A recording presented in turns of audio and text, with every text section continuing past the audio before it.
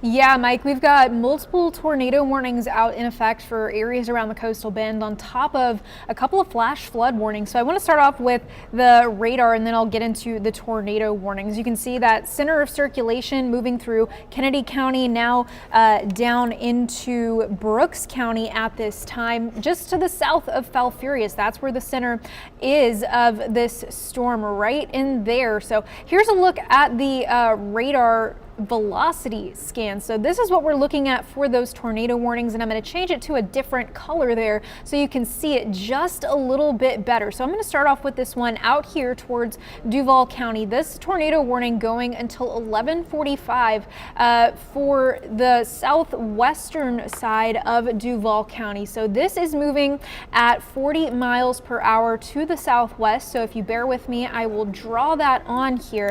I've got to set my little clicker thing here up. So at 40 miles per hour to the south, you can expect it to be at 12:05 in, forgive me if I say this wrong, Bruni.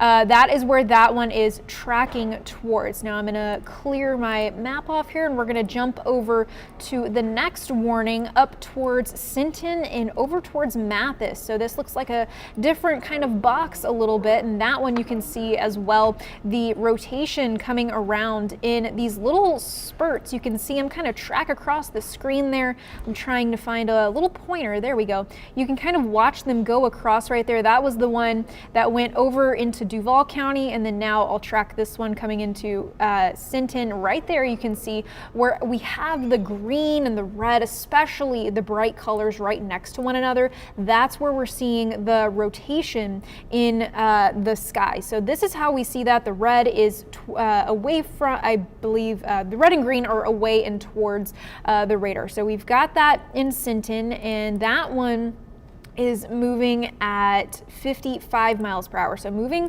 quite a bit quicker, and they're being flung around the side of this tropical storm. So they are moving pretty quickly here across, and it's moving this way with the warning. So you can expect that. Here's those estimated arrival times a little bit to the west of Sinton already, where that rotation is. Pulling out my pointer, you can see right here, that's where the rotation is right now, right there where the green and red kind of meet. And that is going to move over this way towards Orange Grove. We can expect that over there in about the next 20 minutes or so, if this is able to hold together. These spin-ups with tropical systems are usually pretty short-lived. They can form very easy, so we're going to keep our eye on those. There's also one just to our north towards Goliad, as well as over towards Beeville. You can also continue to see some of that green and red right next to one another. This is moving west at 45 miles per hour, so kind of in between the other two. So let's track that one out for you. You can see it's not as tight of a circulation compared to the other two, but here's what we've got. George West in the next 15 to 20 minutes or so. That could be over in y'all's neck of the woods. So I'm going to clear this off and go back to my wide view here, if I can get my computer to cooperate. There we go. So you can see all those little circulations kind of spinning around with the main system here.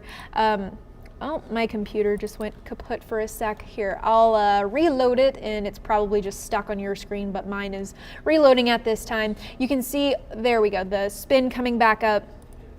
You've got all of these little spinnies coming across, for lack of a better term, that you can track into where these tornado warnings are. So you can see the one that came from here. I'll track it backwards. You can see it, there it comes. So that's what we're watching, is these little brief spin-ups coming around the tropical system. So like I said, these tend to be on the weaker side in a tropical cyclone, like a tropical storm, depression, what have you. They tend to be brief, weak, isolated, and they're found in those outside feeder bands of rain, like we're seeing coming across our northern counties, where we are currently finding those tornado warnings. And typically these are on the weaker side of that EF enhanced Fujita scale, an EF 0 to an EF 1. So anywhere from 65 to 110 miles per hour are usually what we see with these little spin-ups. And these are definitely not the first tornado warnings we've seen of the day. They are far from it, unfortunately. So if you are in one of those areas with the tornado warnings, like over towards Duval County,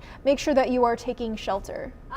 If we can pull up my microphone, I don't know if y'all can hear me. Yes. Or if, All right, there we you're go. up. Okay, so something I wanted to note is now the Sinton storm, that rotation has become very broad, and they did cancel that warning. So the one that's tracking between Sinton and Sandia, again, rotation not being as tight and obvious, and so that warning has been canceled. Additionally, it looks like we're still tracking some activity near Benavides, but that warning, let's see, we may have to turn on a different radar to kind of get it. It's kind of in that weird dead zone, but that one still up till 11:45, but rotation is not as obvious there west of Benavides either. But I just wanted to come on real quickly to mention that the Sinton warning has been either allowed to expire or be canceled. So if there's more that you wanted to say, Kristen, what you're seeing, then we can always go back to you. Chime in anytime. That's how severe weather coverage happens, is people chiming in and we're following back and forth on each other. But that's basically what I just was noticing or saw while we were talking about how those storms or how tornadoes form in tropical bands. And so essentially that's going to continue to be a risk as long as we are under the outer bands of this storm. We're going to see the risk for tornadoes, especially across those northern areas, but even through Corpus Christi, where we're getting now, so it's kind of off and on heavy rainfall. It's starting to lighten up a bit. Wow, I can't believe I'm saying that, but that's not the case through Alice, Kingsville. You're starting to lighten up a bit, but you are still seeing some feeder bands that will keep some off and on rainfall in the area. But the heaviest rainfall is now pushing through Alice, Kingsville, Orange Grove. And something that we briefly kind of mentioned during all that tornado coverage is there is now another flash flood warning that has been issued. That includes Jim Wells County, San Patricio County, Clayburgh County, as well as just the far kind of edge of Duval County. As this continues to move inland, I believe probably some sort of a flash flood warning or flood alert may be issued for the rest of Duval County. But for now, we do still have those tornado warnings. It does look like they've extended now the one to the north there into B County, and that's been extended into Live Oak County. I think we're having some power flashes all the time in the station just to emphasize how strong those winds are out there. Thankfully, our weather computers are set up to handle it, but here we are seeing where that heavy rain is now moving toward Three Rivers. So Three Rivers, I would be prepared for a possible tornado. We have no confirmed reports of tornadoes. These are just radar indicated tornadoes that we are seeing here on our velocity. But overall, this system starting to really push to the north there. Something I also want to mention, Kennedy County, you're seeing the end to the rain. You've had the brunt of a lot of this. Wind speeds, we don't have great wind speed sites along Kennedy County, but some of the strongest wind speeds there. Kingsville, probably seeing some pretty strong wind speeds. We'll take a look at that graphic now. But as you can see, 55-mile-per-hour wind gusts in Kingsville, still 61-mile-per-hour wind gusts at Flower Bluff, 40 miles per hour Port Aransas, 53 Corpus Christi. So wind still possibly likely causing some power outages. I don't know if on the news side we have any updates there with the power outages that we want to get to or mention, but I wouldn't be surprised if we're still adding more of those with 61-mile-per-hour speeds. Wind sustained at 41 miles per hour at the Naval Air Station.